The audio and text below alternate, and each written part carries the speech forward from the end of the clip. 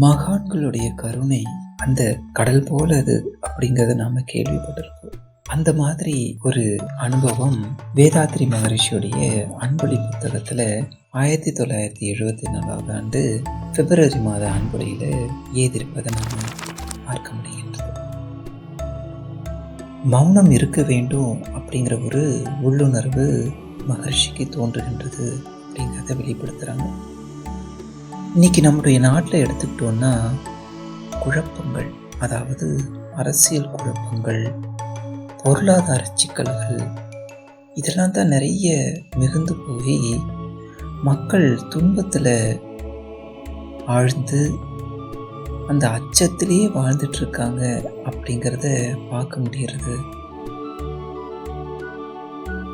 இந்த மாதிரி நிலை நீடிப்பது நல்லதில்லை. உலகம் மாறணும்.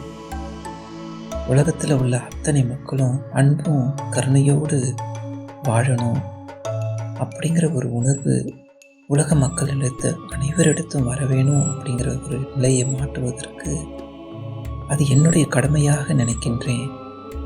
அதற்காக உலக அமைதி சங்கல்பம் ஏற்றுக்கொள்ள வேண்டும் அப்படி என்று தனக்கு தானே அமைதியாக இருந்து ஒரு 7 நாட்களுக்கு இந்த சங்கல்பத்தினை இந்த பிரபஞ்சத்துக்குள்ளாக பரப்பி இந்த பிரபஞ்சத்தில் ஒரு மாற்றத்தை,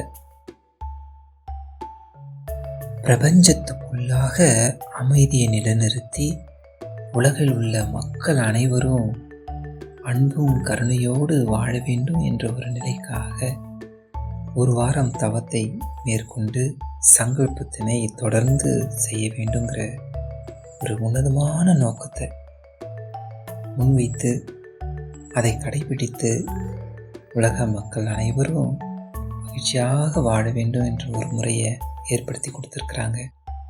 அற்புதமான பயிற்சி. நாமும் அதில் பயனடையலாம், மற்றவர்களும் பயனடைவாங்க, உலகமே பயனடையும். அந்த மாதிரி ஒரு அற்புதமான பயிற்சி தான் மௌன விரதம், உலக அமைதி சங்கல்பம் அப்படிங்கிறத நாம் பார்க்க முடியுது அவர்களுடைய வார்த்தைகள் இருந்து. அமைதியை பழகுவோம், அமைதியை பெருக்குவோம், வாழ்க்கையில் அமைதியாகவே வாழ்வோம். வாழ்க வையகம், வாழ்க வையகம், வாழ்க வளம்.